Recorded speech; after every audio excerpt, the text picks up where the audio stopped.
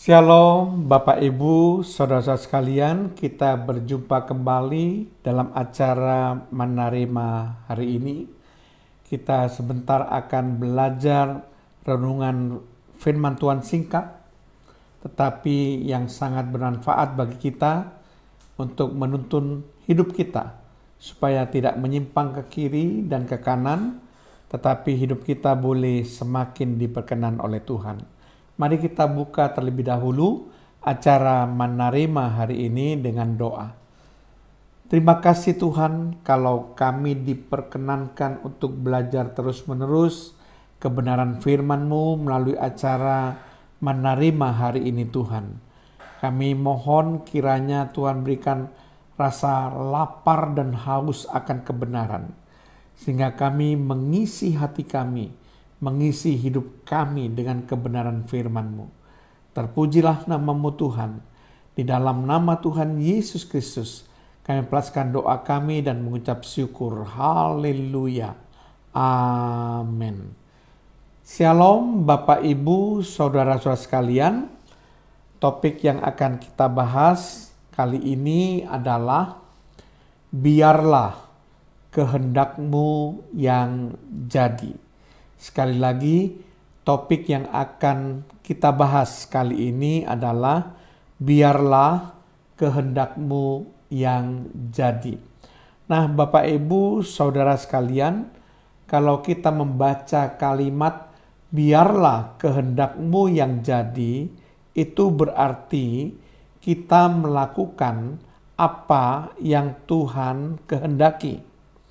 Kita melakukan apa yang Tuhan ingini, bukan melakukan apa yang aku kehendaki atau melakukan apa yang aku ingini, tetapi melakukan apa yang Tuhan kehendaki atau Tuhan ingini. Nah, Bapak Ibu saudara sekalian, menarik sekali, seringkali ada orang-orang yang takut untuk mengatakan kalimat ini. Ya, pernah terjadi seorang ibu yang punya seorang anak, ya, itu seorang putra, bertanya kepada istri pendetanya. Dia katakan begini, saya tidak berani mengatakan di hadapan Tuhan, biarlah kehendak-Mu yang jadi. Karena saya takut Tuhan meminta saya melakukan suatu hal yang sulit atau sukar saya lakukan. Misalnya ketika Tuhan memberikan kepada saya pencobaan yang amat sangat berat, atau ketika Tuhan meminta anak laki-laki saya mungkin tidak sanggup kalau saya membayangkan untuk melakukan itu. Jadi itu sebabnya ketika saya mengucapkan biarlah kehendak-Mu yang jadi, itu sesuatu yang menakutkan bagi saya. Takutnya Tuhan memberikan hal yang berat dalam hidup saya. Kemudian dengan tersenyum dan bijaksana, istri pendeta itu mengatakan demikian, Ibu, coba saya mau bertanya, seandainya putra ibu atau anak laki-laki ibu datang kepada ibu dan dia mengatakan, Ibu, apa yang ibu ingini untuk aku lakukan? Saya mau tanya, apakah ibu akan memberikan pekerjaan yang amat sangat berat, yang sukar untuk dilakukan oleh putra ibu? Kemudian si ibu itu menjawab, oh tentu saja tidak. Saya pasti akan memberikan pekerjaan-pekerjaan yang memang dapat dilakukan oleh putra saya. Kemudian si istri pendeta itu berkata, kalau memang demikian, apakah Tuhan itu tidak lebih mengasihi daripada ibu. Kalau ibu saja akan memberikan pekerjaan-pekerjaan yang mampu atau dapat dilakukan oleh putra ibu, tentu Tuhan juga berlaku sama. Dia tidak mungkin memberikan pekerjaan-pekerjaan yang amat sangat berat dan sukar kepada ibu ketika ibu mengatakan, biarlah kehendakmu yang jadi. Ketika ibu ingin melakukan apa yang Tuhan ingini. Sama seperti ketika si anak ibu atau putra ibu menanyakan apa yang ibu inginkan supaya aku lakukan. Jadi demikianlah sifat Tuhan ibu. Dia bukan Tuhan yang kejam. Bukan Tuhan yang ingin membuat menderita anak-anaknya. Tuhan adalah Bapa kita dan kita adalah anak-anaknya. Kita seperti anak-anak yang disayang oleh Tuhan. Dikatakan seperti Bapa menyayangi anak-anaknya. Seperti itulah Tuhan memperlakukan kita. Tidak mungkin Tuhan akan memberikan pencobaan-pencobaan yang tidak mampu untuk kita lakukan.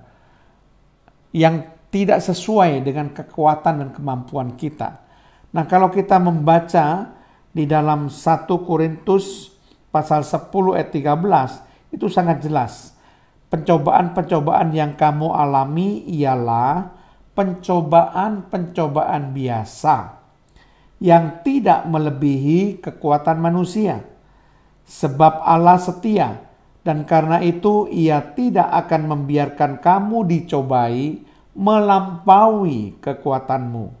Pada waktu kamu dicobai, Ia akan memberikan kepadamu jalan keluar, sehingga kamu dapat menanggungnya. Nah, Ibu, kita sudah lihat janji firman Tuhan yang sangat jelas sekali, bahwa Tuhan tidak mungkin mencobai kita melebihi kekuatan dan kemampuan kita. Ya, jadi Tuhan pasti akan memberikan pekerjaan yang mampu kita lakukan. Kalau Tuhan mengingini kita melakukan sesuai kehendak-Nya, maka pekerjaan itu pasti mampu kita lakukan. Kita pasti mampu untuk menanggung, untuk melakukan pekerjaan itu. Dan bahkan dikatakan, kalaupun Tuhan ingin menguji kita, maka Tuhan juga memberikan jalan keluar. Jadi tidak membiarkan kita menemui jalan buntu. Jadi Tuhan ingin supaya ibu tidak takut untuk mengatakan di hadapan Tuhan dengan hati terbuka, biarlah kehendak-Mu yang jadi. Artinya ibu melakukan apa yang Tuhan ingini untuk dilakukan dalam kehidupan ibu.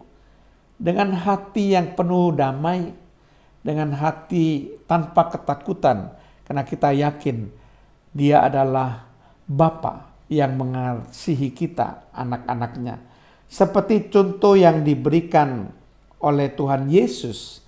Tuhan Yesus selalu melakukan kehendak Bapa, bukan melakukan kehendak-Nya sendiri. Perhatikan di Injil Yohanes 6 ayat 38. Sebab aku telah turun dari sorga, bukan untuk melakukan kehendak-Ku, tetapi untuk melakukan kehendak Dia yang telah mengutus aku. Jadi Tuhan Yesus melakukan kehendak Bapa yang sudah mengutus Dia, bukan melakukan kehendak-Nya sendiri. Demikian juga kita harus berani mengatakan biarlah kehendak-Mu yang jadi.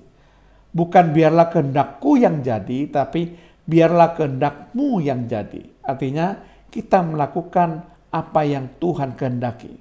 Kita melakukan apa yang Tuhan ingini.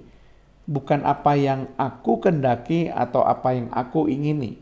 Bahkan Tuhan katakan itu merupakan makanan Tuhan ketika Dia melakukan kehendak Bapa dan menyelesaikan. Itu sesuatu yang sangat luar biasa apa yang dikatakan Yesus.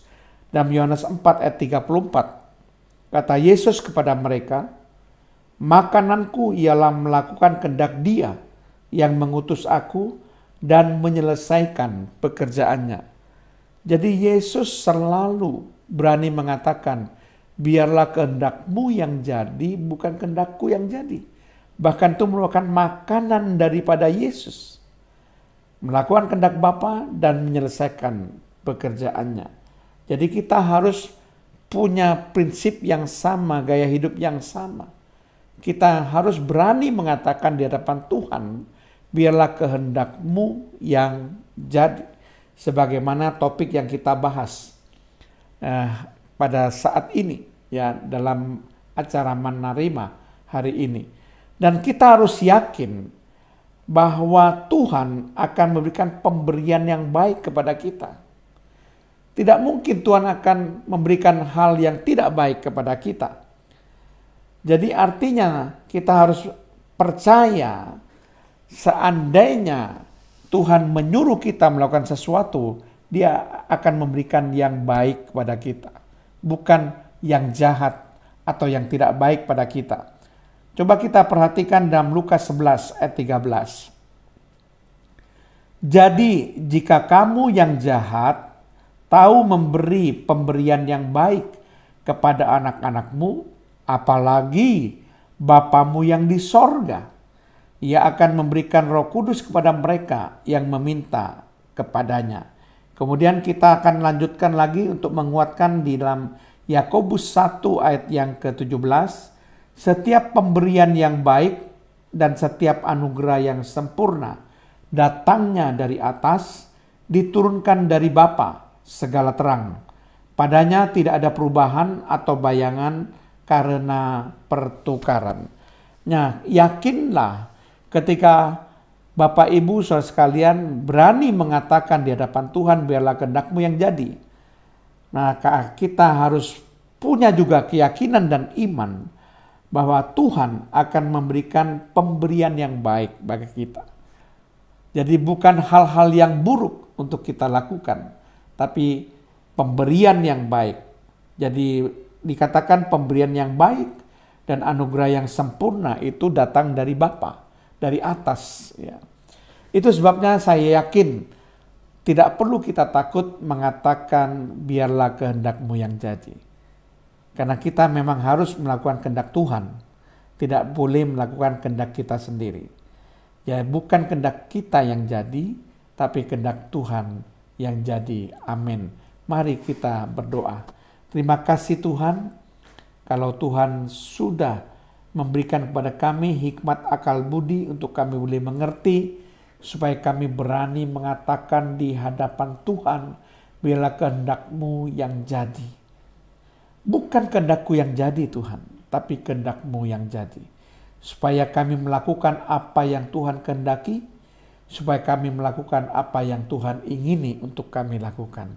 Terpujilah nama-Mu Tuhan, dalam nama Tuhan Yesus Kristus. Haleluya. Amin.